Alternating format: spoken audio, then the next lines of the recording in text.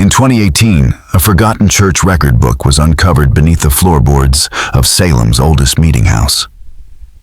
Hidden for centuries, this document contained evidence of over 200 missing persons tied to the notorious Massachusetts witch trials victims whose fates were never officially recorded.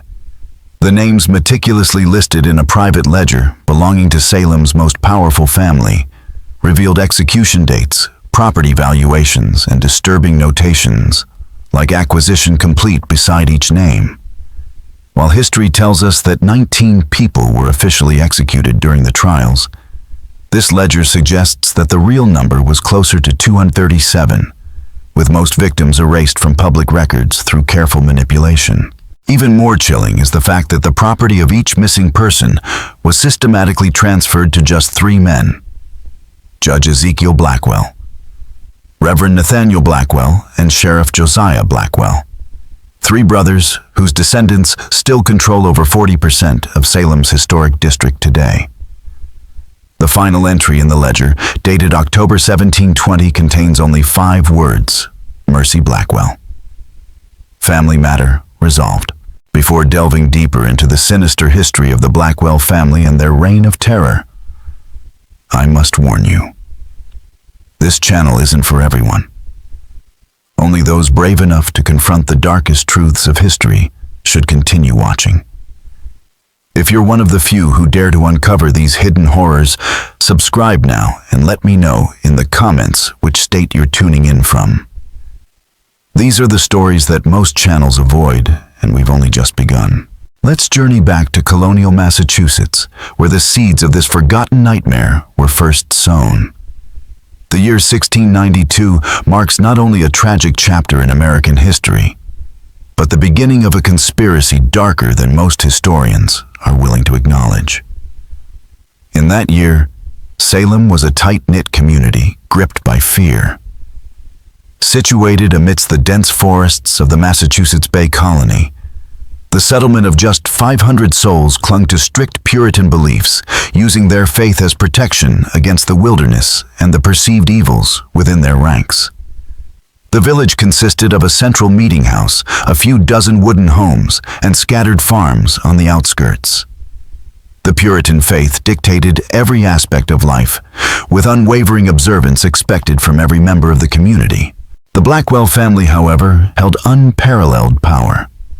Their stately 2-story home sat directly across from the meeting house, its glass windows rare for the time glinting in the afternoon sun. The eldest brother, Judge Ezekiel Blackwell, at 46, commanded the local court with an iron fist. His deep-set eyes missed nothing, and his decisions were regarded as final as Scripture itself. Despite his comfortable living, Ezekiel dressed in simple black attire, maintaining the appearance of Puritan humility while secretly accumulating influence. Reverend Nathaniel Blackwell, 2 years younger, delivered fiery sermons that had the congregation trembling with fear. His voice, capable of shifting from a whisper to a thunderous roar, seemed to shake the very rafters of the meeting house. His gaunt frame and piercing gaze led many to believe he could peer into a person's soul and detect even the slightest impurity. Please give me a like and subscribe so I can be motivated to create more great videos. The youngest brother, Sheriff Josiah Blackwell, 41, enforced the laws set by his brothers. A powerfully built man with a constant frown, Josiah carried a carved walking stick that many claimed had broken more bones than any other weapon in Essex County. Together, the 3 brothers controlled Salem's governance, spiritual guidance, and law enforcement. But Salem was changing. New merchants were establishing businesses, creating competition for the Blackwell family's trading interests. Families like the Putnams and Proctors were gaining power, threatening the brothers' iron grip on the community. Something had to be done to maintain their dominance, and the whispers of witchcraft provided the perfect opportunity. The winter of 1691 to 1692 was especially harsh. Food stores dwindled, illness spread through cramped homes, and tensions ran high as families struggled to survive until spring. In the Blackwell household, Mercy, the 16-year-old niece of Reverend Nathaniel, observed the growing anxiety with quiet concern. The daughter of Ezekiel, Mercy, had been raised in her uncle's home after her mother died in childbirth. Her upbringing was unusual for a young woman of the time. Mercy was educated and could read and write not only in English but also in Latin skills. She used to keep records for her uncle's church.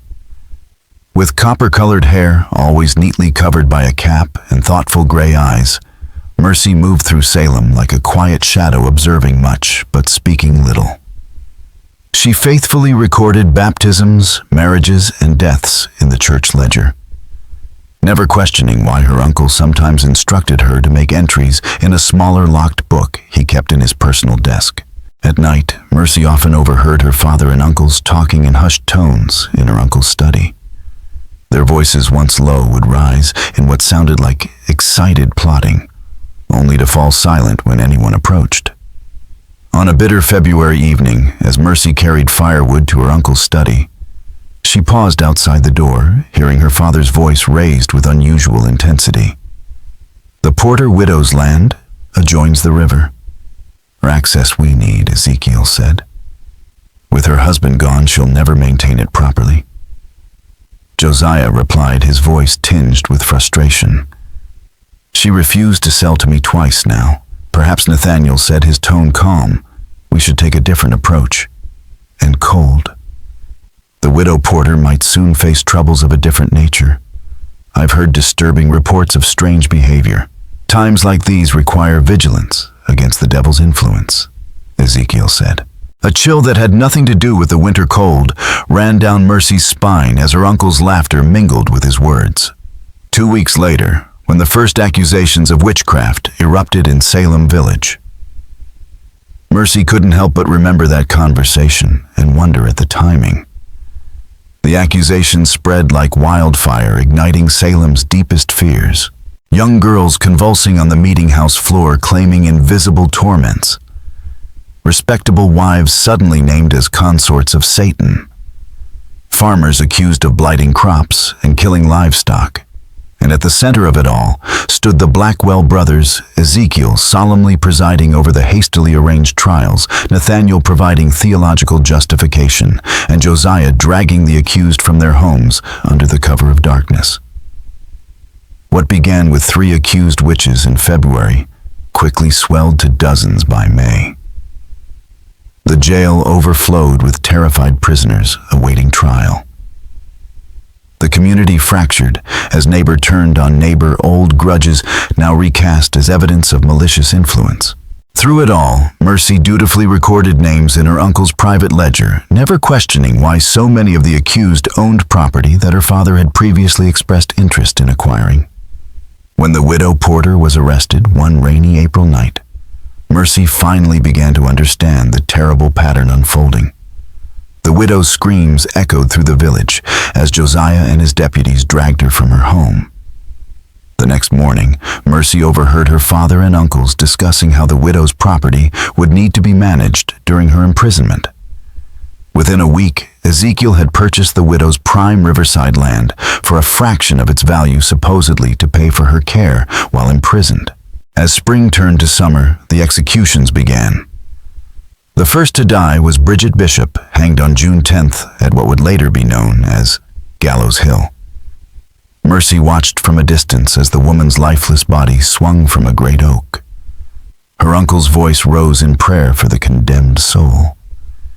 That night, unable to sleep, Mercy slipped into her uncle's study and with trembling hands opened the locked drawer using a key she had secretly copied weeks earlier.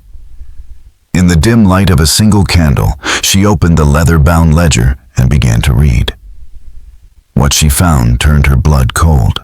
The book contained not only the names of the accused and their supposed crimes, but also detailed inventories of their property's debts and assets. Beside each entry were notations showing how these holdings had been or would be acquired by the Blackwell brothers at drastically reduced prices. What was even more disturbing were the names of dozens of people Mercy had never heard mentioned in the public trials, names followed by dates of execution and the chilling words, "matter concluded" or "acquisition complete." If what she read was true, her father and uncles had not only manipulated the witch panic for financial gain, but it also conducted secret executions of people who were never officially charged. Their disappearances were attributed to fleeing or abandoning the community.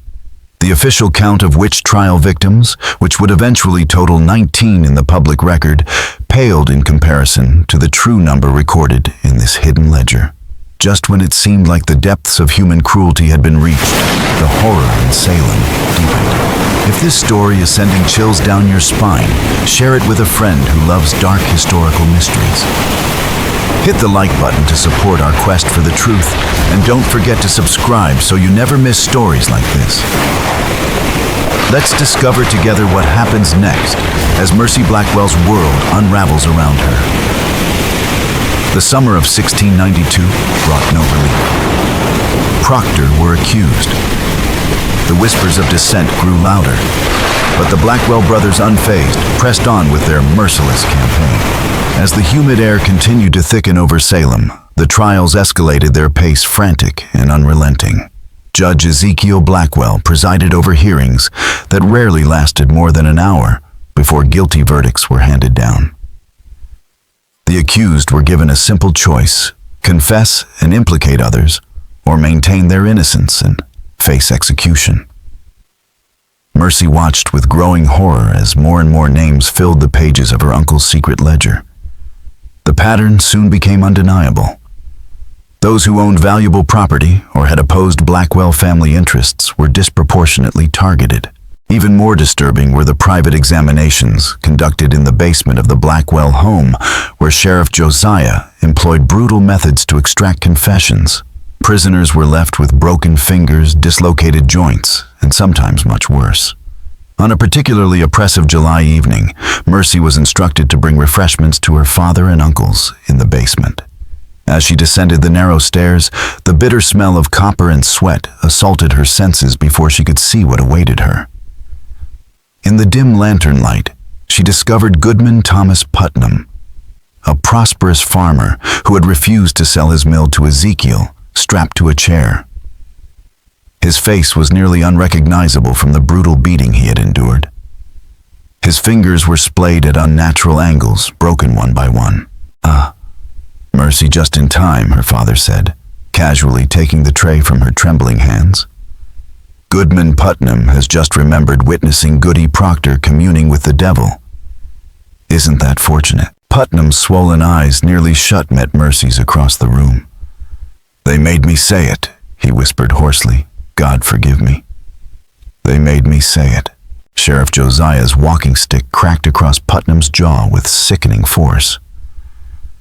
"The devil makes you say many things, Putnam," he sneered. "But now you speak God's truth, do you not?" Mercy fled upstairs, her heart pounding against her ribs like a trapped bird. That night, unable to sleep, she crept once more into her uncle's study and carefully copied several pages from the secret ledger. She hid them beneath a loose floorboard in her bedroom. Whatever happened, someone needed to know the truth of what the Blackwell brothers had done and continued to do. As August arrived, a disturbing new development emerged. Several accused witches had managed to escape from the Salem jail, reportedly fleeing into the wilderness rather than face trial. At least that was the official story spread by Sheriff Josiah. But Mercy, who continued to secretly access her uncle's records, found something far more sinister in the ledger. The names of the escaped prisoners appeared with chilling notations, questioned privately disposed of swamp burial. One entry in particular struck Mercy with cold dread. Rachel Nurse, resistant to questioning, eliminated quietly, property transferred successfully, family informed of escape to Rhode Island. The realization hit Mercy with the force of a physical blow. Her uncles and father weren't just manipulating the trials for financial gain, they were murdering those who resisted their schemes and disposing of the bodies in secret. The official witch trial executions were only the public face of a much larger, more sinister operation. Determined to gather evidence, Mercy began taking calculated risks. She volunteered to deliver food to the prisoners in the Salem jail, smuggling in small scraps of paper and charcoal so they could write testimonies about their treatment. She quietly approached the relatives of the escaped prisoners, asking innocent-sounding questions about whether they had received any word from their missing loved ones. Most telling of all, she began creating her own ledger, documenting the growing web of properties acquired by her family through the trials. By September, the Blackwell brothers had accumulated substantial holdings throughout Essex County. Judge Ezekiel now owned 3 mills, extensive farmland, and several commercial buildings in Salem town. Reverend Nathaniel had acquired 2 rival churches along with the land surrounding them. Sheriff Josiah controlled much of the riverside property, giving him effective command over shipping access. Their wealth had multiplied exponentially in just 7 months. But opposition was beginning to grow. Cotton Mather, an influential minister from Boston, had written to express concerns about the evidence being accepted in the Salem trials. Several prominent citizens began to question the proceedings, particularly after respected community members like Rebecca Nurse and John Proctor were accused. The murmurs of dissent reached the ears of the Blackwell brothers, but they remained resolute, their hold on Salem tightening with each passing day. The storm that had begun to brew in the shadows of Salem was far from over. Proctor were executed despite character testimonies in their favor. Sensing the shifting tides of public opinion, the Blackwell brothers accelerated their ruthless efforts. The secret ledger now contained a list of priority acquisitions, property owners yet to be accused, families with wealth and influence, whose downfall would secure Blackwell control over the region for generations to come. On a rain-soaked evening in late September, as Mercy was adding to her collection of evidence, a floorboard creaked behind her. Turning with a start, she found her cousin William, Sheriff Josiah's son, standing in the doorway of her bedroom. His eyes fixed on the documents spread across her bed. "I knew someone was accessing Father's study," he said quietly. "I never imagined it would be you, Mercy." For a moment, neither spoke. Then William stepped forward, closing the door behind him. "They'll kill you if they discover this," he whispered, gesturing to her notes. Mercy straightened her back, preparing for the worst. "Will you tell them?" she asked. William hesitated, then shook his head slowly. "No, because what they're doing is wrong. I've known it for months, but I was too afraid to speak." He sat heavily on the edge of her bed. "Last week I followed my father and 2 of his deputies into the woods north of town. They were dragging something wrapped in canvas. I watched them." His voice broke. "I watched them bury Goodwife Foster in an unmarked grave. She didn't escape to Rhode Island as they claimed." Mercy felt a surge of hope at finding an unexpected ally, but it was quickly tempered by fear. "We need proof that others will believe. My word against my father's or yours against your father's won't be enough." William stared at the floor for a long moment. "There's a meeting tomorrow night," he said after a pause. "All 3 of them in Uncle Ezekiel's study. They're planning something big, something they're calling the final acquisition phase. If we could somehow hear what they're planning." The following night, Mercy and William concealed themselves in the small storage space adjacent to Judge Ezekiel's study. A forgotten closet, accessible through a narrow panel they had carefully loosened earlier that day. Through the thin wall, they could hear the Blackwell brothers clearly as they gathered around the judge's desk. "The timing must be perfect," Ezekiel was saying, his quill scratching across parchment as he spoke. "When Governor Phipps returns from Boston next month, these trials may be restricted.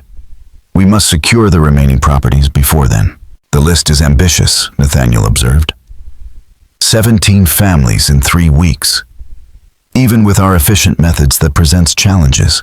We'll accelerate the private examinations." Josiah replied, his voice cold and businesslike. "Those who won't confess and implicate others need not reach the public gallows. The swamp has room enough." "What of the Corwin estate?" Ezekiel asked. "That's the prize that will establish our shipping monopoly," Josiah said. "I've already planted evidence at Corwin's home."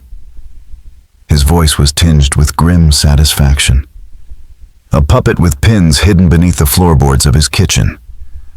We'll discover it tomorrow during a search. By week's end, his properties will be ours." As the brothers continued to detail their plans, Mercy and William exchanged horrified glances in the darkness of their hiding place. The scale of the conspiracy was even greater than they had imagined. Not isolated acquisitions, but a systematic plan to seize control of the entire region's commerce and governance. When the meeting concluded, the cousins slipped away to the safety of the stable, where the stamping of horses would mask their whispers. "We need to get this information to Governor Phipps directly," William insisted. "My father has men watching all the roads, but I know trails through the forest. I could reach Boston in 2 days if I leave tonight." Mercy shook her head. "They'd notice your absence immediately. I should go. They pay less attention to my comings and goings." "It's too dangerous for you to travel alone," William argued.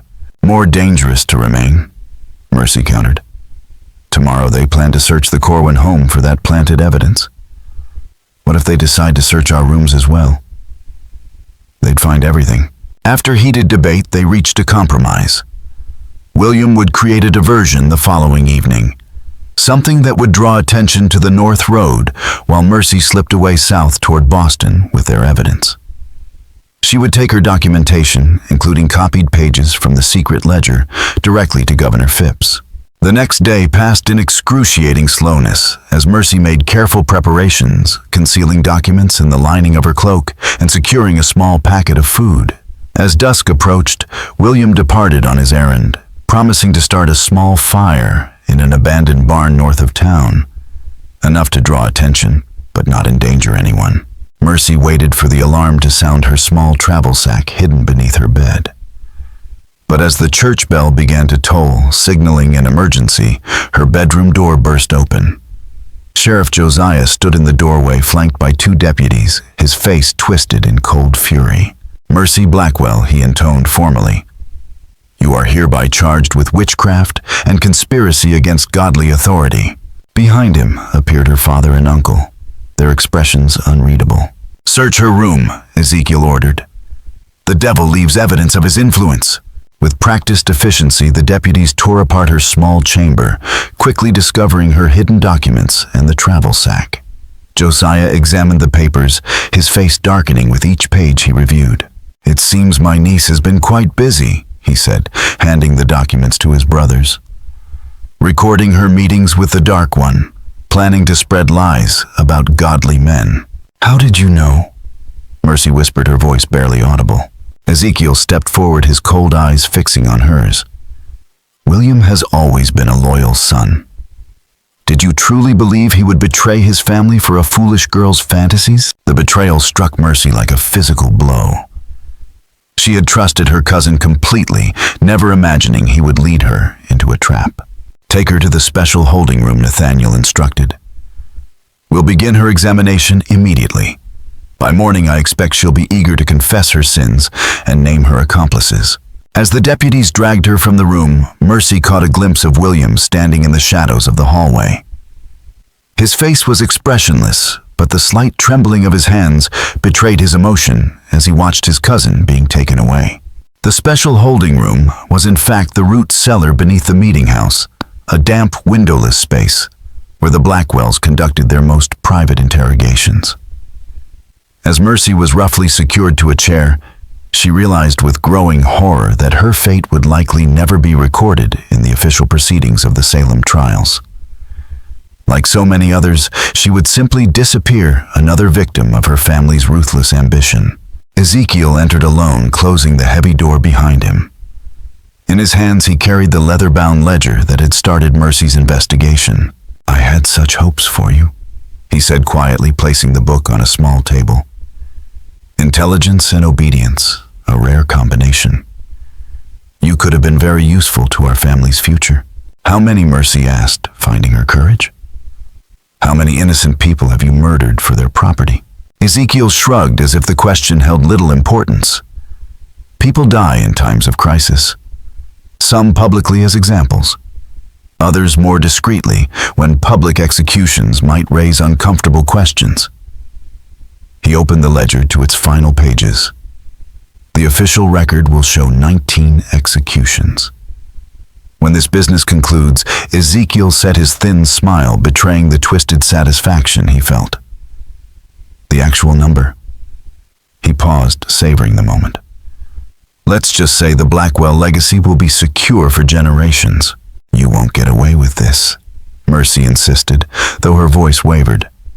Governor Phipps will investigate. Others are already questioning the trials. Ezekiel dipped his quill into ink, his eyes cold as he glanced up at her. By the time any investigation occurs, evidence will be scarce, and witnesses even scarcer. He picked up the ledger again, his fingers trailing over the final entry. Now I have a final entry to make in this book. The question is, what shall I write beside your name, daughter? The tension in that root cellar marked the turning point in Salem's darkest chapter, though few would ever know the full truth of what transpired there. As the events in Salem reached their climax in October of 1692, a remarkable confluence of circumstances altered the course of history. Governor William Phipps, returning early from Boston, issued a proclamation forbidding further arrests based on spectral evidence. Though Mercy's whereabouts remained unrecorded in any official document from the period, a mysterious letter reached the governor's office just before his declaration, a letter containing detailed evidence of judicial misconduct and property seizures connected to the trials. The turning point came on October 29, 1692, when the Blackwell brothers' private ledger was discovered by Colonial officials during an unannounced inspection of court records. The brothers disappeared that same night, along with several deputies loyal to Sheriff Josiah. Rumors spread that they had fled to Virginia or perhaps the Caribbean, taking substantial wealth with them. For decades, the full extent of the Blackwell's crimes remained hidden. The colony, eager to move beyond the shame of the witch trials, focused on the 19 official victims rather than investigating disappearances that might reveal a more extensive conspiracy. Families of the missing were left to wonder what had truly happened to their loved ones, many accepting the official explanation that their relatives had fled the colony in fear. It wasn't until 1720, nearly 30 years after the trials, that a startling discovery brought the Blackwell legacy back into focus. Workers renovating the old Salem meeting house uncovered a hidden chamber beneath the main floor, a room whose walls were scratched with dozens of names and dates. Forensic examination of the site revealed evidence of extensive bloodstains and multiple shallow graves nearby. Among the items recovered was a small journal, its pages water-damaged, but still partially legible. The author, identified only as M.B., had documented the final days of her imprisonment and the unexpected turn of events that had allowed her to escape the fate planned for her. Though many pages were illegible, one passage stood out with chilling clarity. When they came for me that final night, I believed death was certain. But as Uncle Josiah raised his knife, a commotion above stayed his hand. William appeared at the cellar door, not as betrayer, but as savior, having alerted the governor's men to our location. In the chaos that followed, I witnessed what I can only describe as divine justice. My father and uncle's architects of so much suffering fleeing like common criminals into the darkness. I know they will not stop. Wherever they have gone, their ambition and cruelty will continue. The journal's discovery in 1720 would reignite the mystery of the Blackwell brothers, their legacy of darkness casting a long shadow over Salem and beyond. I make this record so that those who come after will know the truth of what happened in Salem. Not a supernatural panic, but a calculated scheme of murder and theft disguised as religious zeal. The official records show 19 victims. The true number approaches 237 souls, their names recorded in the Blackwell ledger. And on these walls where many breathed their last. I write this in October 1720, having returned to Salem after years in hiding, determined that the truth will not remain buried forever. The journal ends abruptly mid-sentence, its final page stained with what appears to be blood. No record exists of what became of Mercy Blackwell after this entry, though local legend suggests she may have been the final victim of her family's legacy, perhaps tracked down and silenced by relatives determined to protect the Blackwell name. The passage of time often buries the darkest secrets, But sometimes the truth finds ways to surface, no matter how deeply it was buried.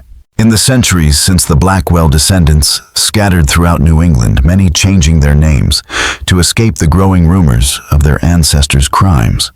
Property records show that much of Salem's most valuable land remained in Blackwell-connected families until the mid-19th century, the blood-soaked origins of their wealth obscured by time and deliberate omission from historical accounts.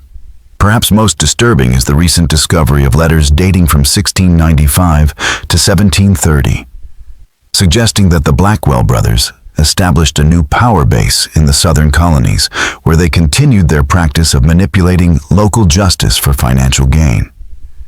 Reports of disappearances and unexplained property transfers followed their movements like shadows, though no formal charges were ever brought against them. The Salem witch trials remain one of America's most infamous miscarriages of justice, but the traditional narrative captures only the public face of a much darker conspiracy.